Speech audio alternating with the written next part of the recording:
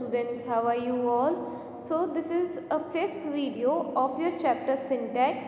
We have seen how to make singular to plural, we have seen how to make masculine to feminine, how adjectives and adverbs are same, how we can get an adjective out of adverb, or you can say from adverb to adjective. Okay, we have seen about articles. Now we are doing conjunctions.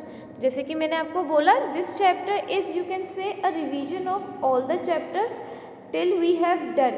Okay, जितने भी अभी करे हैं वही same चीज़ है, but इनको use कैसा करा जा सकता है, डिफरेंट वेज में यूज़ करा जा सकता है, ये इस चैप्टर में. So you just need to listen it and understand carefully. This is nothing hard. Okay, so let's start. Conjunctions. Conjunction is a word used to connect words and clauses. Conjunction क्या करता है, किसी word या किसी clause को अगर अपन को जोड़ना है साथ में, for what, so that we can make a compressed sentence, means एक sentence को अपन छोटा कर सकें and without changing its meaning, उसके लिए हम conjunctions use करेंगे. Let's see how conjunctions are used. A conjunction should be judicially used. For example, incorrect and correct, कि कैसे अपन एक कंजंक्शन को करेक्ट फॉर्म में and incorrect form, there is nothing incorrect, but यहाँ पे यूज़ कैसे होगा. कंजंक्शन ऊपर वाले एग्जाम्पल में भी यूज्ड है and even in correct one also, but which is more correct. Let's see. First incorrect one, he came to me and gave some amount and talked for some time. अगर मैं इसको हिंदी में आपको explain करूँ तो कैसे होगा कि वो आया था और उसने खाया और वो उसने पानी पिया और उसने वो बात की और वो अपने बारे में बता रहा था. तो एक सेंटेंस में मैं बार बार और यूज़ करूँगी, so it will sound very incorrect. How I can use it correctly, वो आया, उसने खाना खाया, पानी पिया, उसने अपने बारे में बताया और फिर वो चला गया. Similarly in this, in first incorrect one there is and, but यहाँ पे इसको करेक्ट कैसे करा, फर्स्ट कॉमा लगा दिया एंड लास्ट में एंड लगाया है usually, and most of the time and last में आएगा. अगर यही बहुत बड़ा पैराग्राफ है तब आप एंड ऑफ कोर्स देखोगे, बट एक सेंटेंस है उसमें आप एंड जनरली वन टाइम या मैक्सिमम 2 टाइम्स देखोगे. Otherwise you will see commas, otherwise see you can see semicolons. Okay, so let's read it again. Incorrect one, he came to me and gave me some amount and talked for some time. Correct one, he came to me, gave some amount and talked for some time. So here are the list of the conjunctions, or you can say pairs of the conjunction, कि जब भी आप एक इनमें से conjunction use करोगे तो naturally आपको सेकेंड वाला यूज़ करना पड़ेगा. या फिल इन द ब्लैंक्स में अगर आप देख रहे हो कि एक जैसे है either, okay, first example blue जो आपको पिंक में दिया हुआ है, तो उसके बाद अगर नेक्स्ट डैश है उसमें और ही आएगा. ठीक है, नॉर नहीं आएगा, एंड नहीं आएगा. ईदर के साथ हमेशा और आएगा, नीदर के साथ नॉर आएगा, बोथ एंड, दो, yet, hardly, when, not only but also, when and और, when and if, whether and or, and when and if. so when and if में क्या है, दो कुछ रूल्स हैं. Let's see.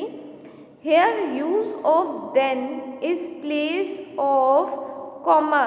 यहाँ पे मैं कॉमा का यूज़ करूँगी, मैं यहाँ पे then नहीं लगाऊँगी. ओके, क्योंकि when, then, if, then, तो ये चीज़ें रिपीट ना हो, एक करेक्ट सेंटेंस दिखाई दे. तो यहाँ पे लिखा है here use of then in place of comma is incorrect. तो यहाँ पे अगर मैं कॉमा की जगह देन लगाऊंगी तो वो इनकरेक्ट होगा. So let's see example. When you came, तब क्या था, then the teacher come, you नहीं आएगा. when you came, comma, the teacher was teaching. अगर यहाँ पे मैं then लगा दूँ when you came, then the teacher was teaching, so it is incorrect.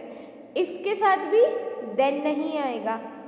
Okay कैसे? if you come to me, I shall give you book, then I shall give you book नहीं होगा. Okay now least and should. Here use of may instead of should is incorrect. यहाँ पे क्या आ जाएगा? may नहीं आएगा. least and should के साथ may नहीं आएगा. दोनों कैसे साथ में आएंगे? Example, walk fast least you should get late. okay next is preposition. again a easy topic. Preposition is a word used with the noun or pronoun to show place, position, time and method. एक ऐसा word जो कि use होता है noun and pronoun के साथ, वो क्या शो करता है? किसी नाउन या प्रोनाउन की place, position, time and method. Common errors. First point, common errors in the use of preposition. First है इनकरेक्ट, कि preposition अगर कहें कि गलत कैसे यूज़ हो रहा है या preposition का यूज़ किस वे में गलत. Generally they are you can say bit confusing. आपको लगेगा कि ऐसा आना चाहिए बट नहीं आता. जैसे इन एंड एट, जनरली यहाँ कन्फ्यूजन होता है. In and on. Okay so let's read and understand how prepositions are used in correct way. First incorrect. I shall do the homework in a week. तो week के अंदर अपन हिंदी में कहते हैं कि इसके अंदर अंदर ये काम हो जाएगा, but it is not correct. When we are talking about in English we will say I shall do the work after a week. Okay incorrect one. Prabha is married with Sohan. Correct है, Prabha is married to Sohan. Okay with नहीं आएगा, means उसके साथ में नहीं, उसके with. क्या देखो, now with has two meaning, but when we are talking about things तब आप कह सकते हैं you should carry your pen along with pencil. But if I am talking about marriage तब अपन कहेंगे मैरिड टू सोहन. नेक्स्ट आएगा Ravi shall be married to Poonam. ये इनकरेक्ट है. Ravi shall be married with Poonam. अब यहाँ पे विद क्यों आया है? Because we are talking about the thing जो कि हो चुकी है. Ravi shall be married with Poonam, तो यहाँ पे शैल बी आया एंड ऊपर वाले में इज है. ओके वहाँ प्रेजेंट टेंस की बात हो रही है, यहाँ पे फ्यूचर टेंस की बात हो रही है. ओके सो बेसिकली ना टू गलत है ना विद गलत है.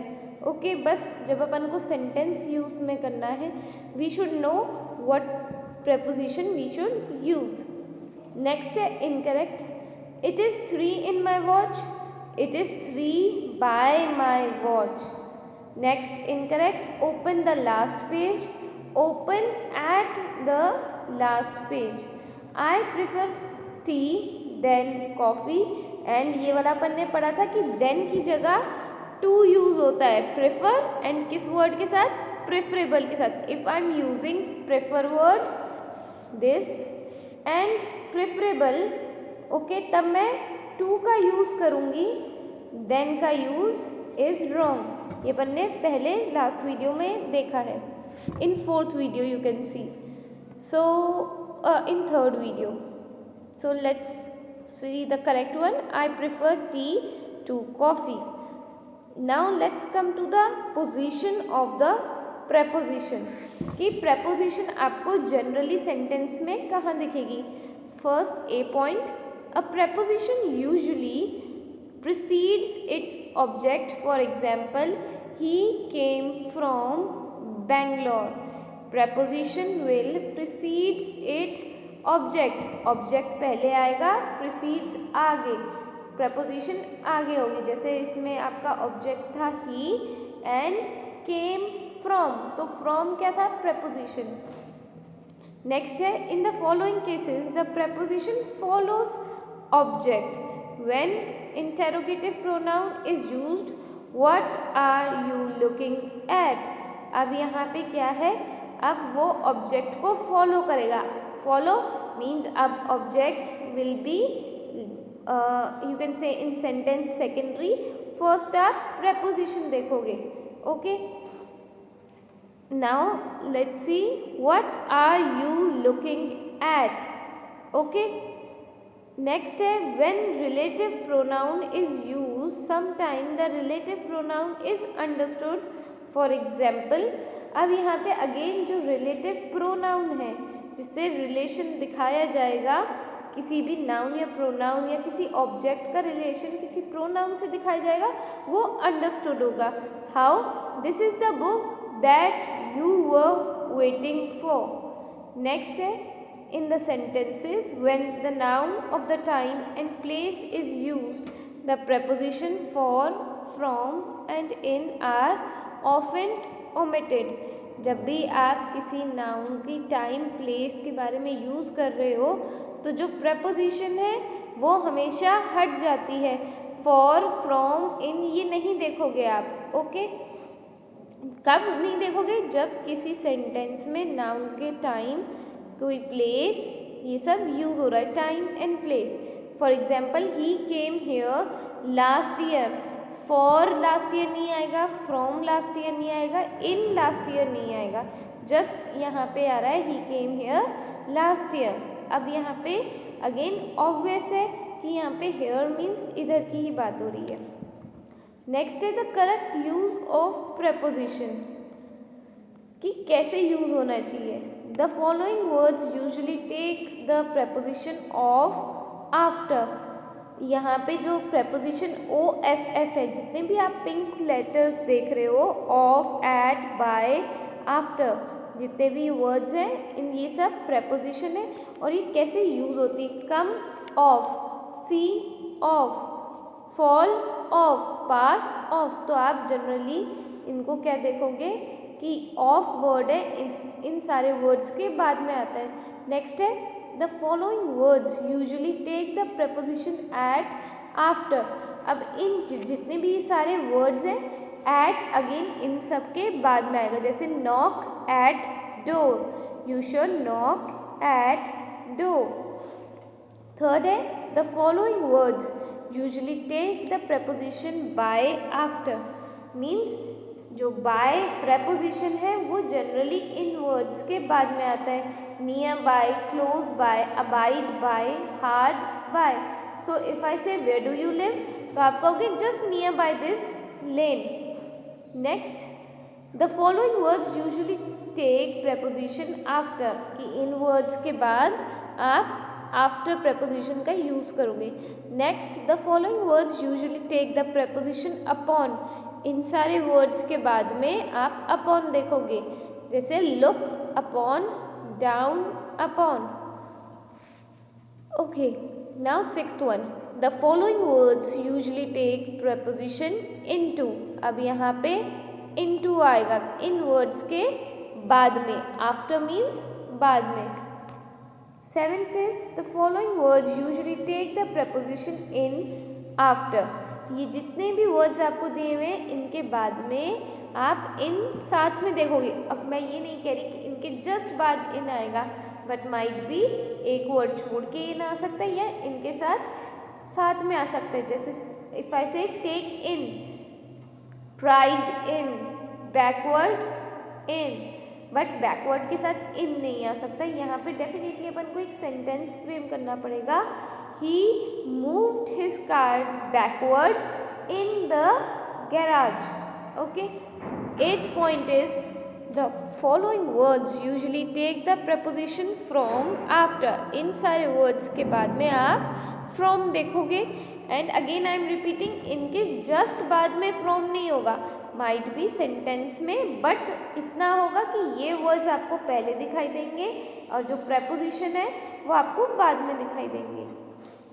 Ninth, the following words usually take the preposition on, इन सब के बाद आप ऑन प्रेपोजिशन देखोगे। Tenth, the following words usually take preposition to, after. So there are lots of words जिनके बाद आप टू preposition लगा सकते हो और you can see two preposition. The following words usually take preposition with. अब कुछ words हैं जिनमें आप with इन words के साथ लगाओगे. जनरली आपको पता नहीं होता कि to किसके साथ लगाना है and with. जैसे अपन ने एग्जाम्पल देखा था ये वाला with Prabha is married with Sohan, Prabha is married to Sohan. तो with एंड to का जो यूज़ है वो सेम है, बट आपको सेंटेंस के ऊपर देखना है कि वो with किसके साथ आएगा एंड to किसको आएगा. If I say this pen belongs to me, यहाँ पे ही नहीं आएगा this pen is.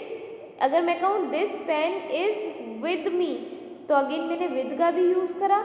And this pen belongs to me, तो जब मैं ऊपर यहाँ पे ऊपर 11th पॉइंट से बिलोंग वर्ड ले रही हूँ तब मैं टू का यूज़ कर रही हूँ.